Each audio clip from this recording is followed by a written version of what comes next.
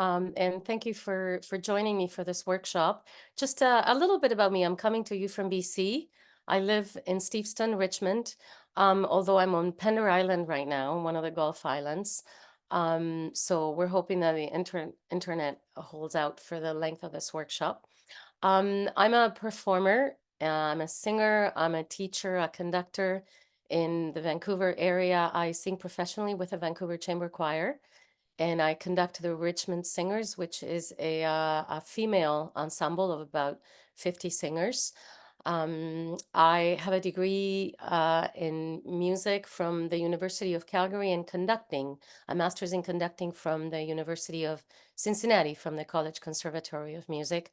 And I've been living in Vancouver for the last almost 30 years, and I've been teaching singing and specializing in vocal technique and proper technique. And I've kind of become a troubleshooter. So people come to me when they have vocal issues that are not physiological, that they can resolve by the use of learning solid technique. So today I'm to talk to you about vocal care. And of course, health of the voice is inextricably connected to vocal technique. So, of course, I'll mention some things about, the things that we should do to take care of our voices, but mostly you know what those are. And then I have to move into proper use of technique if you're going to lengthen the life of your voice and make sure that it functions well for you, especially as somebody who uses your voice for a living or uses your voice a lot, like a teacher, a minister, an orator, a storyteller. You have to make sure that you're using it properly. Otherwise, well, you run into the issues that we're here to address, like hoarseness and tiredness and lack of volume or stamina. So I prepared a PowerPoint presentation, and I will go through that. There's a lot of information there. So I'll try to get through it more or less quickly. So I'll have time at the end to share some exercises with you.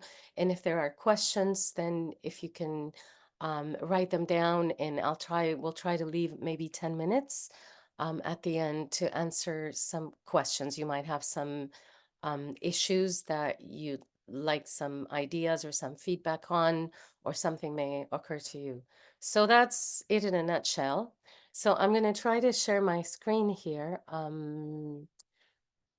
Okay, so I've got this set up on the share screen portion. And okay, can you all see that? Excellent. Okay, so the stuff I'm just going to basically read from the slides, and we'll go from there. So there are three pillars of a healthy voice. Physiological health is one, and for that to function properly, you mostly know the things we need to do. You need to eat healthfully, watch the things that affect you, that cause phlegm or inflammation, eating late at night, those kinds of things. Things that you know that perhaps you react to. Some people react to dairy. Some people have reactions to other things we find innocuous, like peppers or crucifers or things like that. So you have to watch what you eat and keep track of how your body reacts. You have to drink lots of water. You have to get plenty of sleep. Smoking is bad. You have to watch your throat clearing if you find that you have phlegm. Abuse of the voice, like speaking loudly in a noisy environment. And going along with that is, and some people are not quite aware of this, if you have to raise your voice, you have to raise your voice. So if you're going to speak loudly, you can't do it in this lower part of your range, right? You know that you get tired, right? So that's something that it seems like people are not quite aware of. So if you need to speak louder, then you have to speak higher. That goes a long way toward, and you know that when you try to raise your voice in terms of volume in a low part of your range, you get tired very quickly, and it feels like you need to push, right? So it's something that we seem to do instinctively. Like if we're going to yell, we yell higher in our range. But when it comes to talking at a louder volume, it seems like some of us forget. And we try to push the voice right here. And that's very, very bad. So if you're in a loud environment, like a loud restaurant, for example, which nowadays happens, or a bar, try not to speak in this range, but to actually speak a little bit higher up. And so you might have to think hard about how you inflect. So that's something that, again, it doesn't seem like it's instinctive, though it should be. Prolonged talking, right? Try not to waste your voice if you live from it, right? Unsupported talking, and that relates to the technique that we're going to speak of a little bit later on. So that's the physiological health, which is tied into vocal health, of course. And this is the proper technique. So how you stand so that your stance supports your voice. So proper posture, right? Making sure that your body's aligned, that your chest is open, your back is open, your shoulders are back, your knees are not locked, your lower back isn't locked. You don't, this is a very bad one. And we tend to do this when we relate with people, right? We come forward toward them with our chin. Do you know what I mean? Or can you write this? This is very bad. Not only because it creates tension and narrows the vocal tract, but because it also creates contraction in the neck, in the C1 through 5 here. And that's very bad for us. And it affects the lower back as well. So trying to maintain this proper alignment, and I'll show you later on. I have a skeletal drawing, and you'll see that. So becoming aware of your posture, how you use your breath, your resonance, where do you feel? We talk about voice placement, right? Getting a sense of where the voice resonates through, how you use diction, the idea of support. So those are the pillars of good vocal technique, and I'll go through them a little bit so you get a sense. And then proper warm-up practices. So if you get up in the morning and you are ministering or orating, telling a story, to make sure that you spend 10 minutes, right, waking up your voice, waking up your resonance, um, finding your proper breath. And sometimes it's more than just warming up the voice, but warming up your thought pattern and your connection so that you're thinking correctly to support the voice. So it's a brain activity too, right? You have to get into the right mode of thinking so that you're connecting your brain and your body and your voice in a way that they support each other. So even in the choirs, warm-up practices are more than just about the voice. They're about creating a proper alignment of thought, if you will, so that you're connecting to your body in the proper way, in that you're thinking and you're aware of the things that correspond with good speaking as much as good thinking, singing. So, pardon me. Um, to begin thinking about voice placement, about where your body is, how you breathe, your awareness of your intercostal muscles, your awareness of your core and your abdominal muscles, those things that you might not even think about when you just get up and talk. So a little bit more awareness of the body as a whole, which is the instrument. We think of the voice as the instrument, but really the voice is just the sound of the instrument. Your body is the instrument, and it has to be working properly and aligned and in connection, all its parts. So let's move on to the next slides. So then once you know that you're eating properly, getting enough sleep, not abusing your voice, doing the right things to take care of it, then you have to think about how the vocal mechanism functions best. So you have posture. So the elements are the posture. We have the respirators, which are part of the pressure system.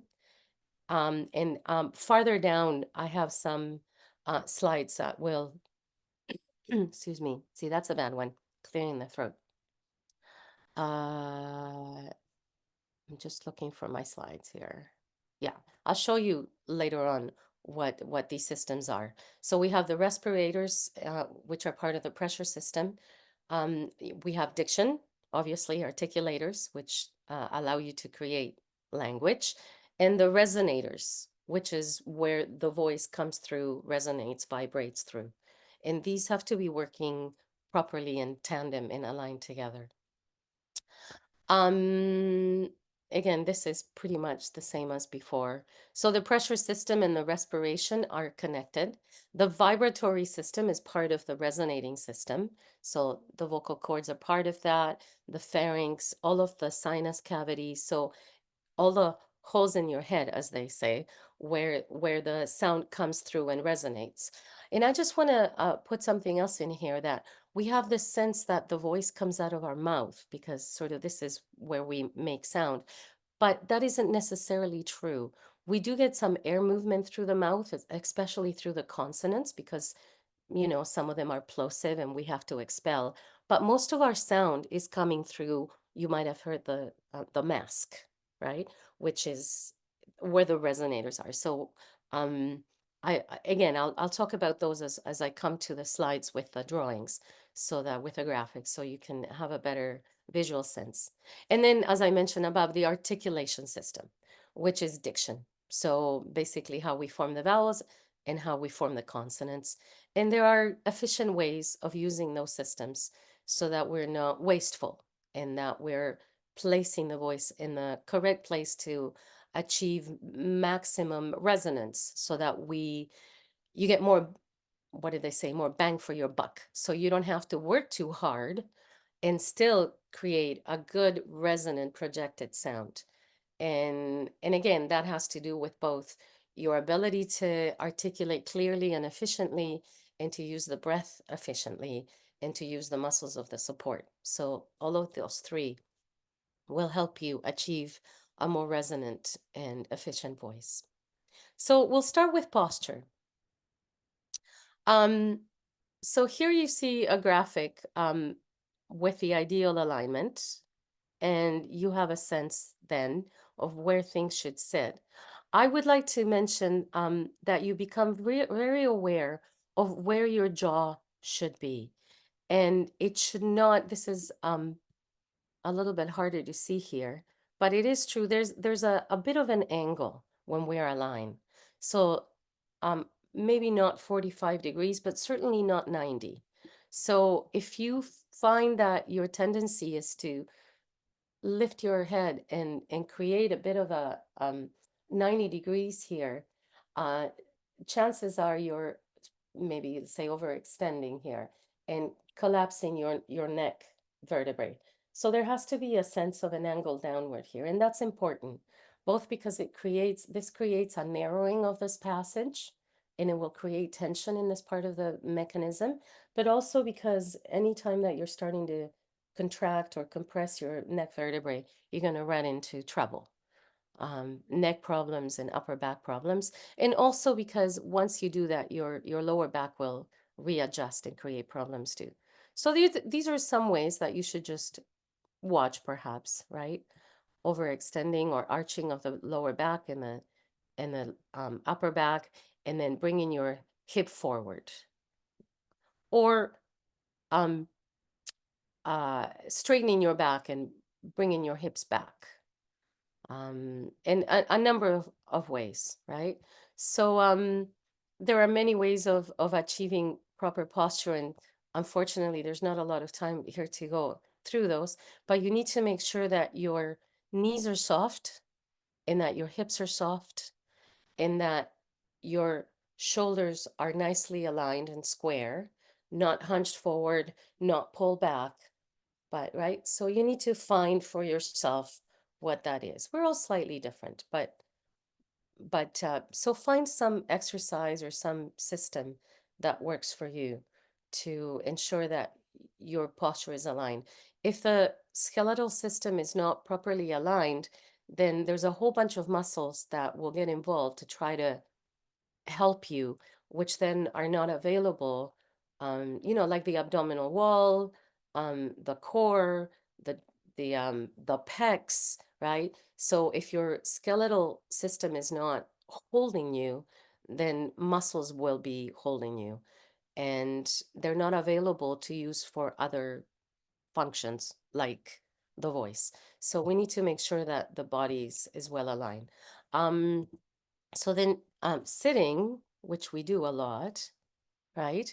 Again, um, the way that you sit is important. And I know you're all sitting right now, and you could be aware of how you're sitting, right?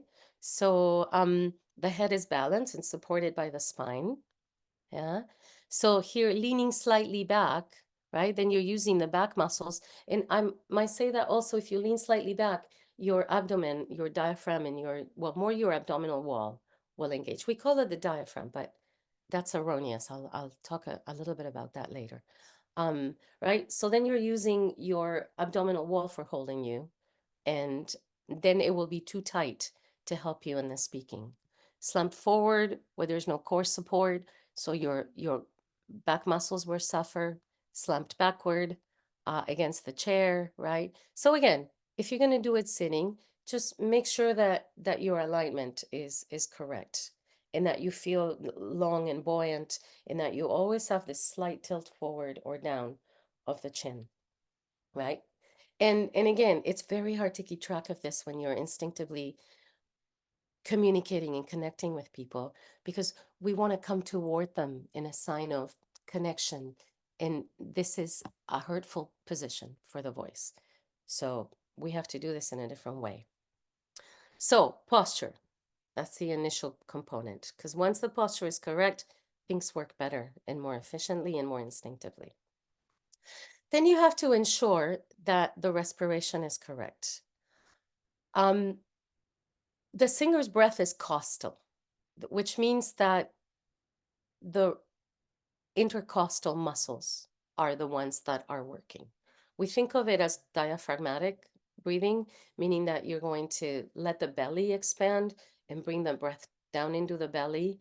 And if we're sleeping or relaxing and we don't need a deep breath or a pressurized breath for making bigger sound, then that's okay. But the moment that you are singing or speaking or projecting, you need to make sure that the ribs are working better, because that energy comes from the ribs. So we're told often that the support for the singing comes from the diaphragm, but that isn't true. The diaphragm, which is here at the bottom of the lungs, right, lowers when you inhale. So it relaxes, or actually it contracts as it comes down. The ribs expand, the lungs get full with air. And as we use the breath, the diaphragm comes back up into its relaxed position. So what the diaphragm does is help us manage the breath. We can delay that coming up and manage the breath that way. But the pressure that we create for the singing and the speaking comes from the intercostal muscles. So we want to maintain this expansion of the intercostal muscles here as we're speaking or singing, to maintain that pressure in those muscles. As soon as they relax, then there's no energy there. And then as soon as they relax, also they infringe um, on the lungs and push out breath. So it's very important that we maintain that open posture, and that we learn to keep the ribs expanded as we are using our voices, so that we can get that pressure consistent through the ribs. And that's how we create pressure underneath the cords, so they will vibrate, right? So it comes from the ribs, right? So when you're thinking about your breath, if you have a moment, especially when you warm up in the morning and you're doing some breath exercises, think about where you feel it, and be conscious that it's your back and your sides that expand through here, and even your back up here, but mostly here. And don't try to breathe into your belly, because that is not where the breath goes. So we feel the diaphragm drop and the stomach moves out of the way a little bit, but don't try to push the breath down there, as we're told sometimes, especially not at the expense of the rib cage. what happens is that we want to push the breath down there, and then we collapse here and we push down. And then, of course, what happens? There's no room for breath in the lungs. And so that creates a whole host of problems. So if you're one of those stomach breathers, because you've been told that's you have to breathe, see if you can change that for yourself. What's the word I'm looking for? I can't think of the word. All right. So then here's a little bit of the muscles. Let's see if I can bring this more into focus here. Okay. So some of the muscles, right? Here, the external intercostals, which are the outer layer, engage to expand, and the internal, which are the inner layer, engage to lower, right? So you're working with two muscles, two groups of muscles. These are part of the respiration, but truthfully, they're, the lungs, the diaphragm is up here at the top, right? Um, and they have to move and they have to help you expand because things move out of the way. But truly, you want to think more up here. As a singer and an orator who needs to use a more powerful sound. So focus more on what's happening in the ribs without raising here, right? So again, you want to go back to proper posture, stay aligned and comfortable and open, and let things expand this way. You're going to find a little bit of an expansion here, of course, because everything is growing, but don't lift the shoulders. This is what we're always told, right? But we need to be able to tell the difference between a kind of breathing, which is like this, and the kind of raising that you get, right? When you expand 360 degrees through the ribs. So I won't go further into this, but it's there for you to have a look in the file that I sent. Okay, so once you know that the breathing is happening properly, and later on I have some exercises that I will share with you. Then of course we're talking about diction, right? And speech production. Um, you inhale, we create pressure through some of these muscles. You create a pressure and a vibration happens at the level of the vocal cords. Air is expelled very slowly through some of these cavities. Right, comes through the mouth and the nose, and resonance is created, and we project. So these are some of the organs, right? The lungs, the trachea, the larynx, right? Which helps manage, right, that the direction between the breathing through the trachea and swallowing through the esophagus, right? Which, and there's a valve that goes up and down, and you all know what happens when you, right, swallow into your trachea, right, or inhale into your esophagus, right? Body doesn't like that. There's the vocal folds, the epiglottis. You don't really need to know all this stuff. You are mostly concerned, really, as a speaker, as a speech professional, how we make sounds, right, and how the diction happens. So I'll leave that there, and you can have a look. But at this moment, it's not crucial. So I find that what is really important in terms of efficient diction is, I'm showing you my working here, is the articulation. And the articulation is based or held by these elements. So you have the lips and the tongue, the teeth, the alveolar ridge, which is that little ridge right behind the front teeth, the soft palate, and the vocal folds, and the glottis, which is the space between the folds, right? And then you have the resonating chambers, which are the pharynx and the nasal cavity, and of course the chest, right? When we're speaking low enough. So it's important to know what these are, because as a singer myself, I know that my singing became a lot more resonant and clear and efficient once I learned to work with these articulatory surfaces. And if you've ever taken a class on diction or elocution, you know how important this is. So I found it fascinating, and you might too, I don't know, but it's really fun to experiment. So the way that we make consonants is by bringing two surfaces together. So, and the surfaces is the ones that I just spoke about in these, right? So you have the either the lips, or you have the tongue against the alveolar ridge, or sometimes we bring the tongue up against the soft palate, sometimes up against the top, sometimes you have the tongue between your teeth, right? Sometimes you have the teeth right over your bottom lip, right? Sometimes it happens down here, like a glottal stop when you go, uh-oh, or when you go, huh, with an H, right? So that's as a glottal kind of sound. So this chart is really, really great because it shows you how we make consonants. So we have bilabial consonants right here.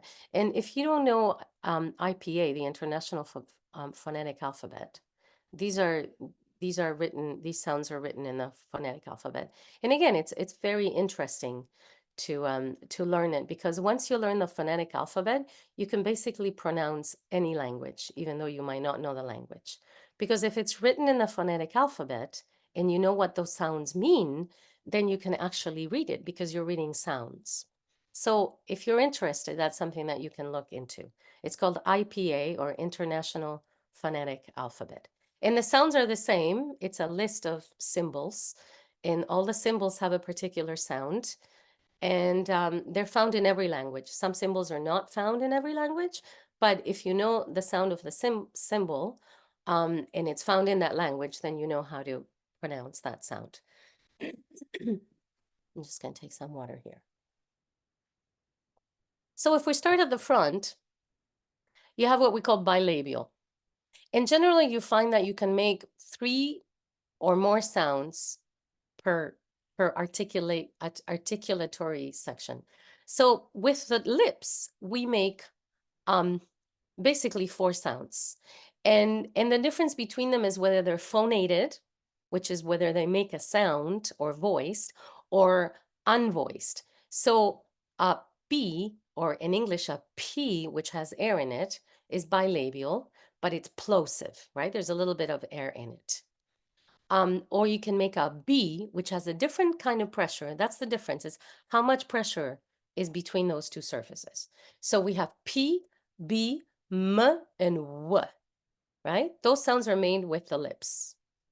So again, the P is unvoiced, the B is voiced, B, B, B, right? You can B, B, B, you can sing that. The M is even more voiced and resonating, right? And then you have the W, the W, right? Then if you move farther back, you have the labiodental, which is the lips and the teeth, right? And actually it's the bottom lip and the top teeth.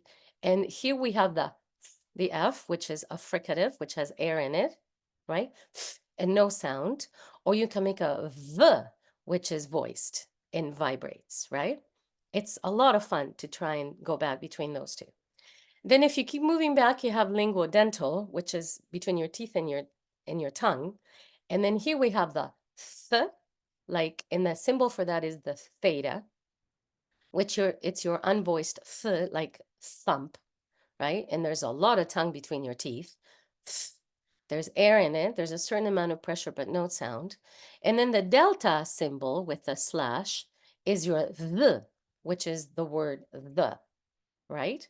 So you have th and the.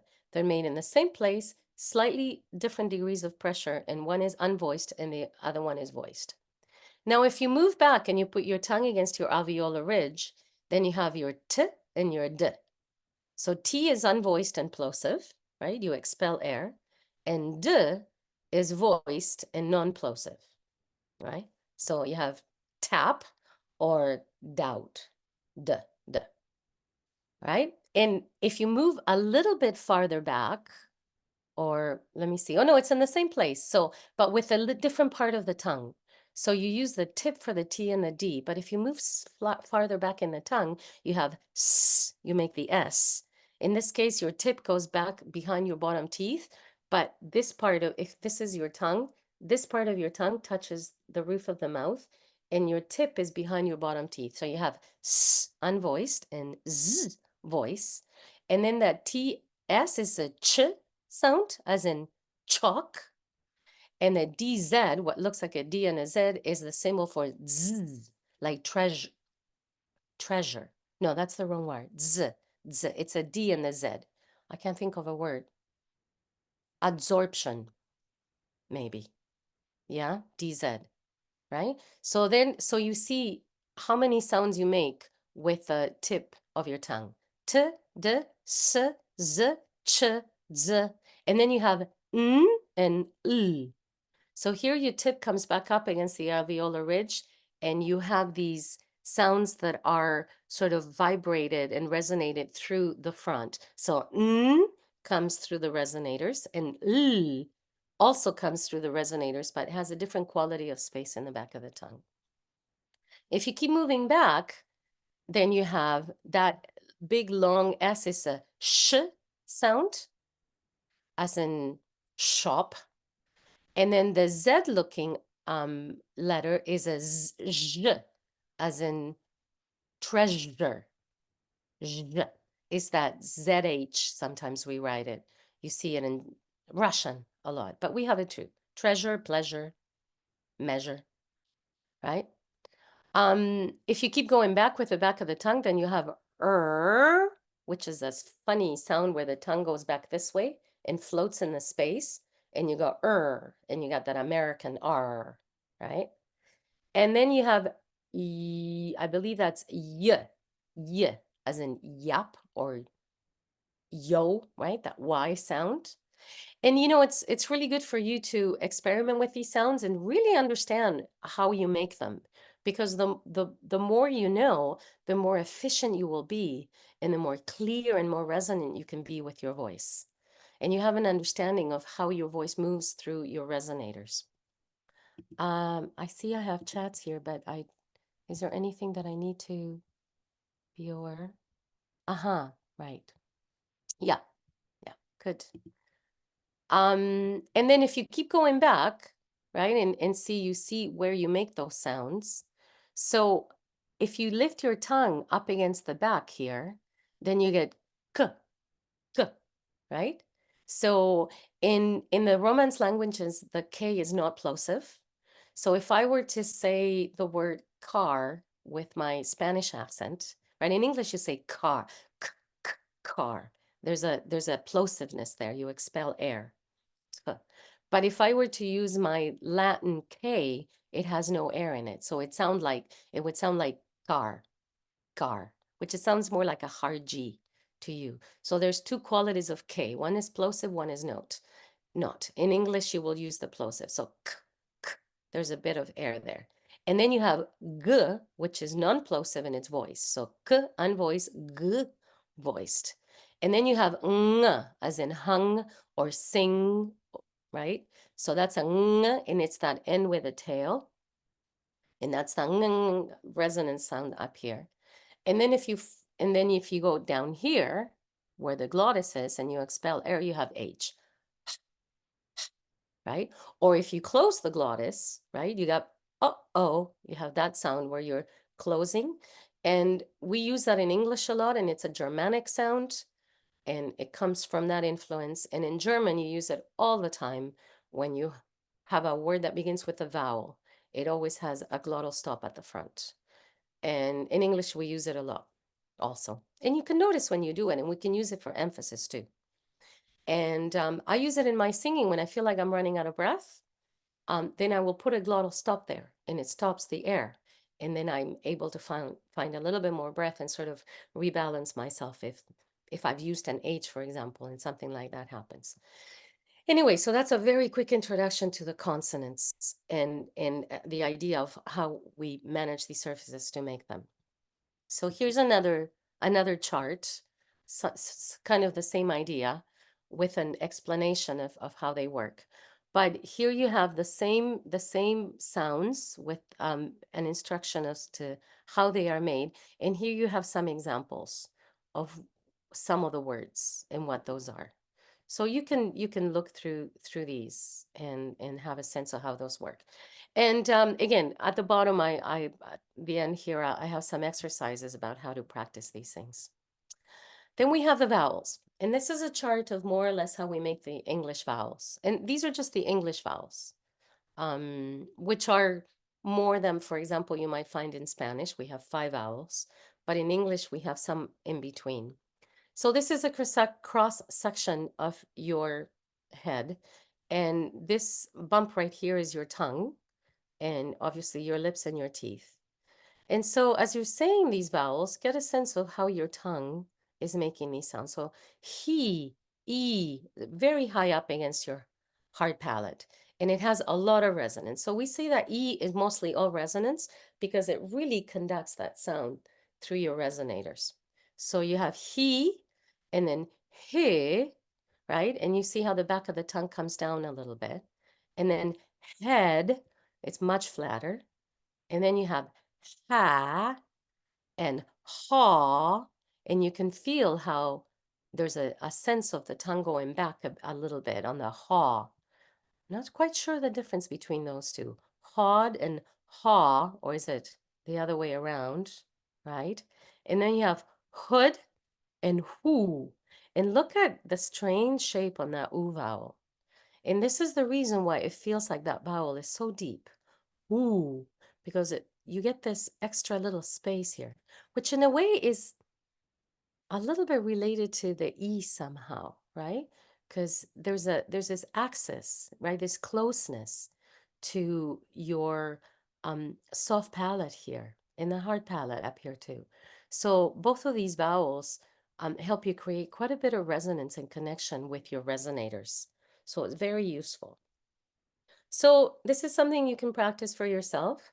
You know, get in touch with the movement. I mean, the tongue does so much, and we're so unaware of it. Luckily, because we don't have to control it, or we'd never get anything done. But if you've ever tried to follow your tongue while you're speaking or chewing, right? It's an amazing organ, and it's just incredible what it does and how we don't have any say in it. But it's very useful for us as voice professionals to really have a sense about how it moves and how you make these sounds. So we have the resonators, okay? And these are the fancy names, laryngopharynx, which is the place where your larynx down here in your um, pharynx. This is more the pharynx. This is what we associate with the pharynx up here. That's the nasopharynx is connected to the nasal cavity. The oropharynx is connected to the oral cavity, and the laryngopharynx to the larynx, right? We're mostly concerned here, right, with the when we're speaking with this part, the nasal cavity, right? And there's other resonators up here, and I'll show you what those are. Again, you don't need to know names. You just kind of need to have a sense of where your voices are working through. And so this is kind of the same image as before, right? This is your hard palate. See, there's some bone here, your teeth, right? These are um, that connection, you know, of the the resonators. There's some cavities up here and some cavities through your nose and your cheeks, right? So this is why we say most of the voice comes through here, and this is where you feel it. Unless you're really low in your range, but even when you are, and when you feel the chest resonance, there is still sound coming through here. And this is what we need to be really aware of when we're talking, because we don't always speak down here. And especially as we start speaking louder to a larger room, and we're inflecting up here, right? So when you're speaking up and you're raising your voice, you don't feel this resonance so much anymore. It's more about that. And maybe you can hear from where you are, as soon as I start talking up here, there's a ping in the sound, right? That comes from engaging these resonators. And it would behoove you to really get in touch with that and sort of enjoy it and look for it when you're talking, because it will save your voices to talk up here. So you see, there's a bunch of resonators, right? We have the frontal sinuses up here, right? We have the sphenoid sinus in the middle of the nose up here. And then there's what they're called the ethmoid sinuses up here by the eyes, and then the maxillary sinuses, which we use a lot when we're talking about singing. These ones up here and these ones are here, but really, so we call this the mask as singers for obvious reasons, right? And so you really want to be aware of that when you're talking. Let's see. Here's another. I have to clean my glasses. There's another image. Yeah. And so remember then that the voice doesn't really come out of the mouth. It comes through your face. You're just getting a little bit of air. Every time you make a consonant, you expel a little bit of air, especially if it's a plosive. P, k, m, ch, th, right? If it's non-plosive, then there's no air expulsion. Mm, l, mm, v, right? It's just resonance. I think that's basically, yeah, okay. So that's basically for physiology. And even though you don't need to know a lot of that, it's important that you sort of understand how things work so that you can be more efficient with your energy. We're at 11:12, so I think I'm right on track. I want to spend a few minutes sharing some exercises with you and then leave some time. Now, what is this? Ah, yes, okay. For questions, if there are any. So when you are ready to tell the story or talk to people or orate or minister, and you want to make sure that you're connected with your voice in a good way and that you're aware of all the elements that support it, you do want to do a little bit of warm up just to get you into the right mode of thinking. So you can start, you may have seen this exercise before. It's called square breathing, and it involves you taking a slow breath and holding it for an amount of time and then expelling it with some pressure. So usually it's a hiss to engage the muscles of the support, mostly the abdominal wall and the muscles of the side and the back. So what you're going to do is you're going to inhale. You can inhale through your nose or through your mouth. When you're in the middle of talking or singing, a little bit comes in through the nose, but is mostly mouth inhaling. It takes too long, right, to inhale through the nose without creating tension. So we don't really breathe through the nose unless you have a lot of time. But when you're doing this exercise, you can, because then the breath will go deeper, bottom of the lungs. So you're going to give yourself 4 slow counts, and you're going to inhale for 4 counts. And then you're going to hold your breath for 4 counts without locking the throat. And then you're going to hiss for 4 counts. And see if you can feel all the feels. So in terms of sensation, there's going to be a sense of opening when you inhale, and a sense of expansion and pressure when you hold, and then that sense of pressure when you exhale. Then you're going to do that for 8. You're going to inhale, and you know you can change this and tailor for yourself in as many ways as you can. I've said here, inhale for 4 and hold for 4, and then exhale for 8. And then exhale for 12, and then exhale for 16. And perhaps you can hold enough and exhale for 20, right? You're going to feel that you're building carbon dioxide, and you're going to feel, right, that you just want to exhale. But you'll find, some of you may find that you can't hold it for 12, or that you can hold for 24. It depends. We all have different levels of breath. What's the word? Right? We can hold more breath, you know, your lungs can hold more or hold less. This sort of thing also builds muscle. It builds muscle tone in your intercostals, and it builds flexibility so that you can actually build your breath control so that you can take more breath and hold more breath for longer, right? And that you can pressurize more breath. So this is a good exercise for you to do when you're getting connected to your breath as you start. Then you can start to find the way that the support functions under the voice by pulsating on a gentle, voiceless, like a very gentle pant. So you're staying open, and you want to ensure that the impulse for the breath comes from your abdominal wall down here, right? So it's,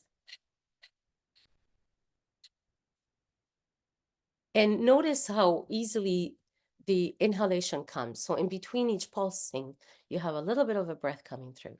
Try not to move the rib cage, to collapse it like this, because then you're abandoning the intercostals if you do that. So you have to keep the ribs expanded and buoyant, and let the abdominal wall do the work. And notice that little inhalation that you get in between, and notice the opening of the throat. Now you can, did I say at some point? Yeah, to do it with a voice.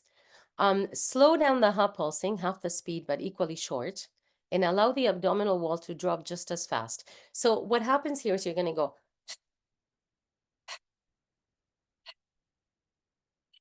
and you're going to feel that breath here, right? So you're saying them just as short, but you're giving yourself more time to notice the breath that comes between and how much fuller you get. Okay? Notice that you are not pushing the belly out or down during inhalation, right? So again, you're not forcing the breath down into your stomach. The abdominal wall remains toned and tucked, but relaxed. So you remain toned here. There's a little bit of energy through the core, and the muscle is still working, but you're not pushing it when you're breathing in. The breath is basically coming up into the lungs, but because the ribs are open, yeah, you're not getting sort of pushed up this way. Okay, so play around with that idea. And I should say, in case I don't later, that I'm happy for you to connect with me if any of the stuff is unclear or there's confusion or you're not quite sure how to do the exercise. Please don't hesitate to connect with me in any way. Okay, I think there's a third one here, trills. So the trills will help you um, figure out how the breath moves and what that connection is to your lower abdomen. So I'm sure you've done this before. So you can do them unvoiced or voiced, short or long. You can do slides.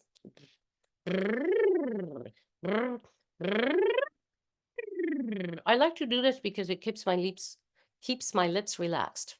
If I don't use this, I have to keep them too tight.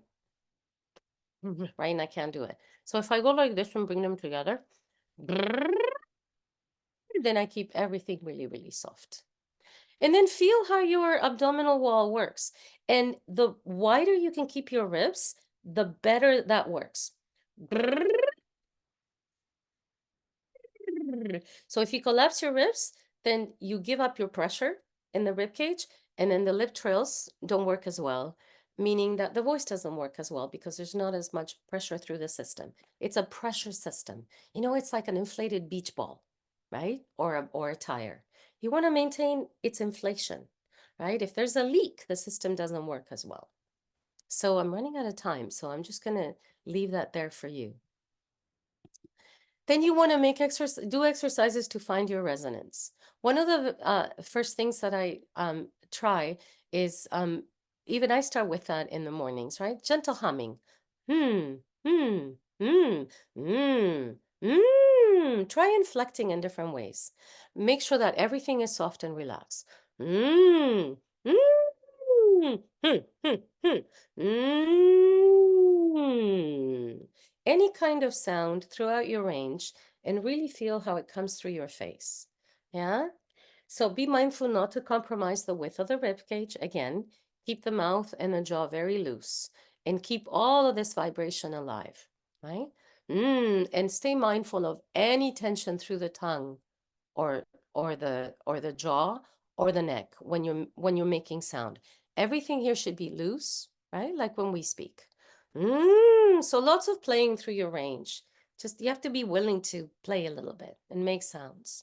You can turn these into calls. Ah, ah, oh, ooh. Barks are very good.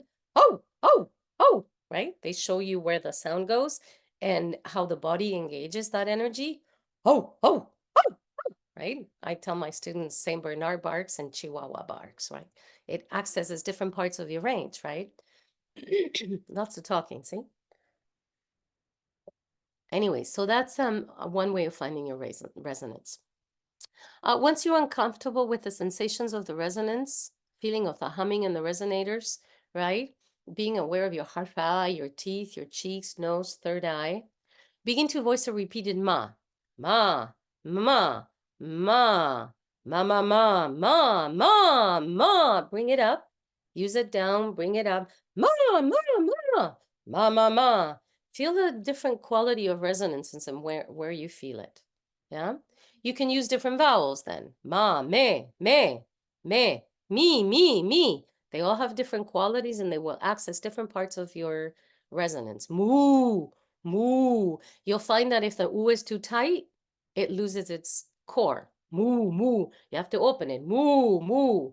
And also if it's too low, moo, moo. It feels a little hoarse because the oo works better when it's higher. Moo, moo. You can find those resonators better. Right? So once you've done that, then try all the vowels. So here are some ideas for the diction. So here there's the chart with all your vowels. You don't need the chart to use the vowels.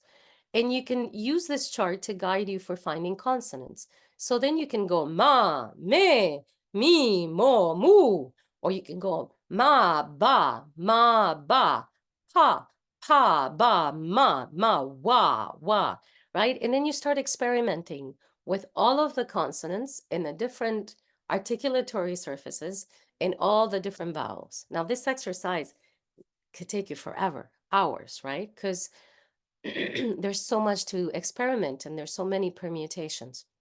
The idea is that you try all the consonants, sha, cha, ga, ga, fa, va, and that you feel, right, the same surface with a different quality of pressure and how different that feels for the resonators in the mouth and in the supportive system.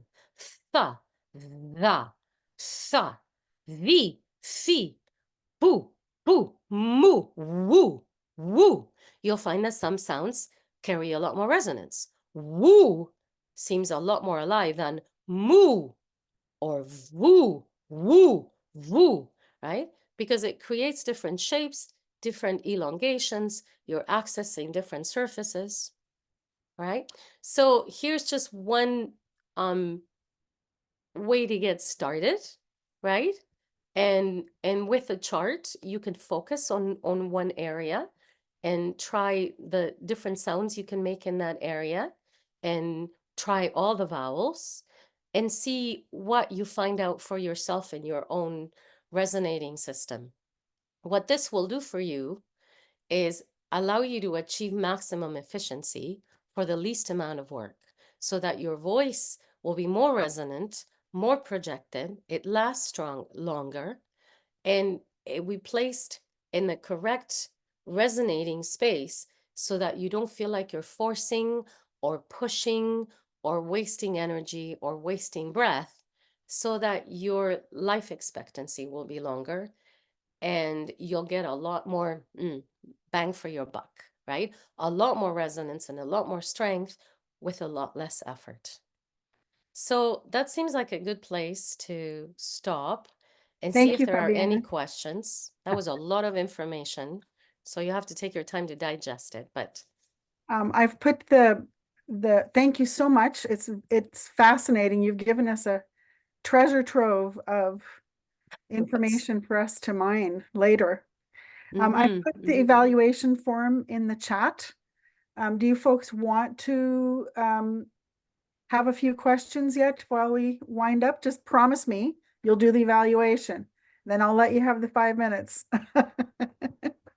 I see here, somebody said, Martha, that you have trouble resonating in the top sinus cavity. So here, Sometimes that's because there's tension through the top. You might be closing that opening with your larynx or your tongue into this area here. Mm, Mm. right? So, you know, my old teacher used to call that excavating the resonance. And that implies that it takes a little time and awareness to, you know, let me stop the sharing here.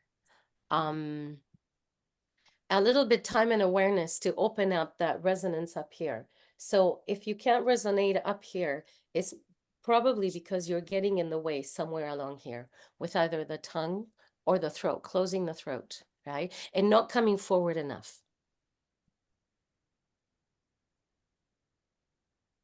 All right. So are there any other questions Catherine or has a question. comments? Yeah, thanks. Thanks so much for all of this, Fabiana. As somebody who is both a preacher and a singer, I'm really enjoying everything that you're saying. I wonder though, I'm also someone who loses her voice when I'm under a huge amount of stress. And so I wonder if you have any like tried and true like things that you do, not necessarily cures, but things that you do when you lose your voice. Because I know some people say, "Oh, just whisper," and like stuff like that. And yeah, yeah, that's exactly my reaction. So I'm wondering if you have anything that you would do when you lose your voice. Well, the reason we lose our voices is because we're not speaking through our resonators. So we end up speaking through the throat a little bit. Can you hear a little bit of that, right? If I speak like this, as opposed to like this, right? So a couple of quick things are do a lot of humming, and also the more you feel tension, the more you engage tension. So tension calls tension, right? So moving this way a little bit will help us release tension in the throat. And then lots of humming or using all of those consonants that resonate through the head, like M's and N's and L's and NG's and V's and Z's. Everything that makes you come forward. And